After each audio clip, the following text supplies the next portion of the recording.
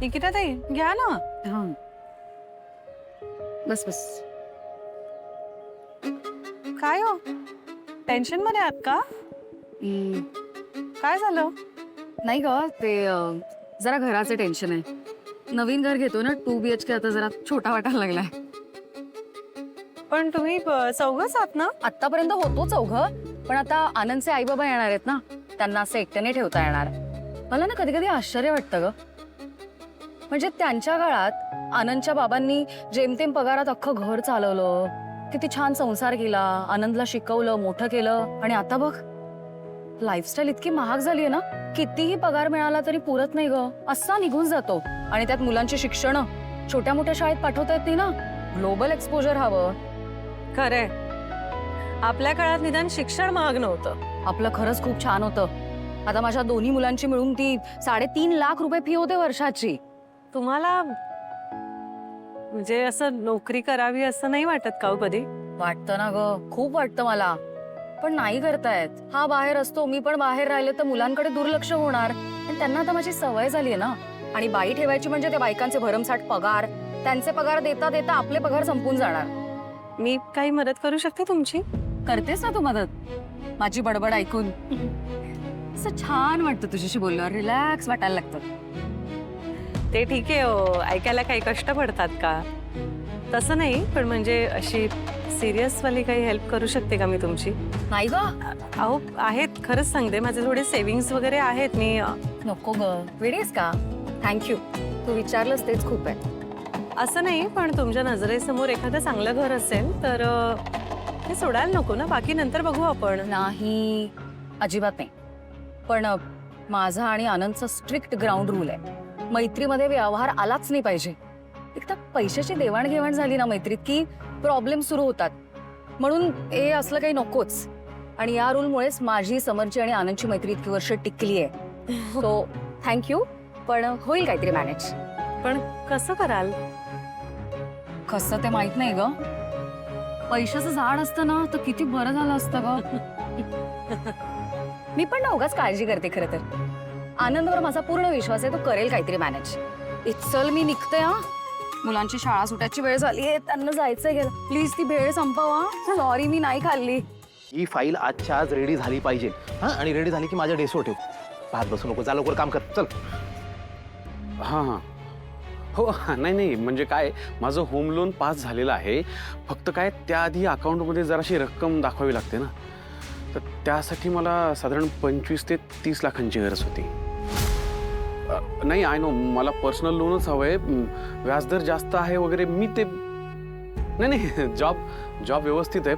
पण काय झालं मध्ये माझे वडील आजारी होते आणि त्यांचं ऑपरेशन रिकव्हरी औषधी या सगळ्यात खूप खर्च झाला. आणि घरचे एक्सपेन्सेस सुरू व्हायचं नाही का. हो का. पण मग साधारण कधीपर्यंत सांगाल मला? हां प्लीज जरा गरजेचं आहे म्हणून.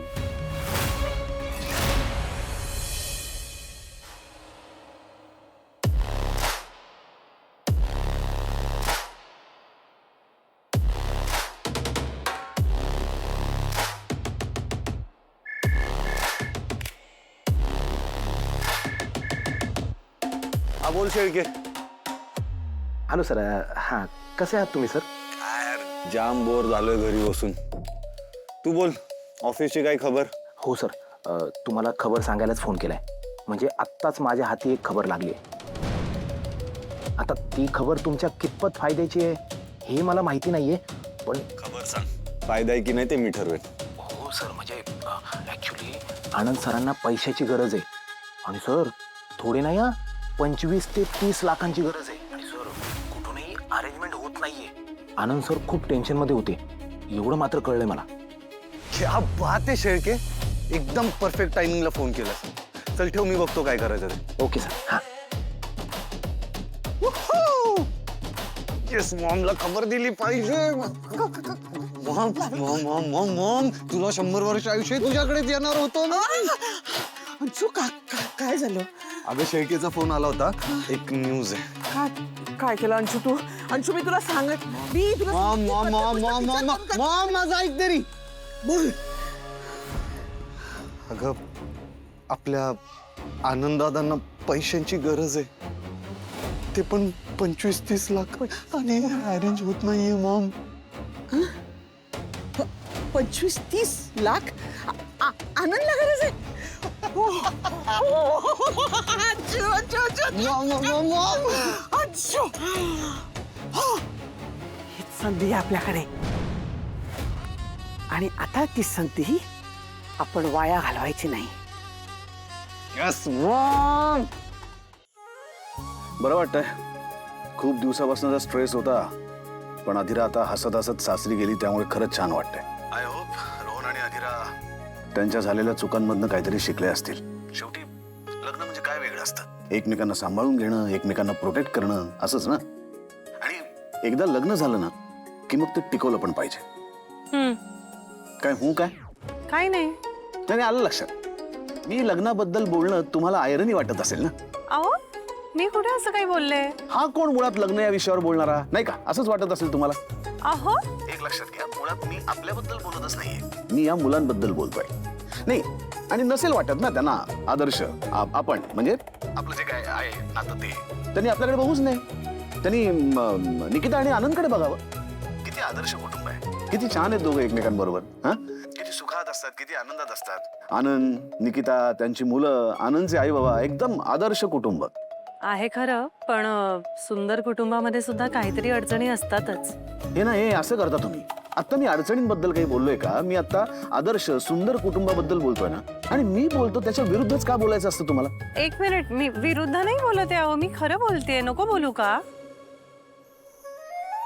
मला असं म्हणायचंय की आनंददादा आणि निकिताताई, ते दोघं सुद्धा आज अडचणी असताना सुद्धा इतका उत्तम संसार करतायत. त्यांच्याकडे बघून सुद्धा रोहन आणि अधिराने शिकावं. एक मिनिट. अडचण आहे आनंद आणि निकिताला. हे बघा, आनंद माझा खूप जवळचा आणि घट्ट मित्र आहे. त्याच्या मनातल्या सगळ्या गोष्टी तो माझ्यापाशी बोलतो. मग त्याला जर का अडचण असती तर त्याने ही गोष्ट मला सांगितली नसती. उगाच काहीतरी इमॅजिन करत बसलाय. ओके. आता हा ओके शब्द आहे ना, हा बिलकुल वापरायचा नाही. आजपासून या ओके शब्द वापरण्यावरती बंदी आहे. ठीक आहे, मग मी आता एक काम करते. जी हुजूर, होय सरकार, असं म्हणायला लागते. चालेल? हे बघा, तुम्हाला जे काही म्हणायचं असेल तर तुम्ही म्हणा. मी कोण तुम्हाला सांगणार? ओके. मी ठेवू का फोन? हा, ठेवा. बाय. एक मिनिट. आनंद आणि निकिताला खरंच अडचण आहे असं वाटतं तुम्हाला? नाही, वाटत नाही मला. मग कशाला बोलताय उगाच? कारण मला माहितीये. माझ्यापेक्षा जास्त? अच्छा, म्हणजे मी मित्र असून मला माहिती नाही, पण तुम्हाला माहिती आहे? नाही हो, मी खूप जनरल बोलले. बरं, ठेवते. ठीक आहे, बाय.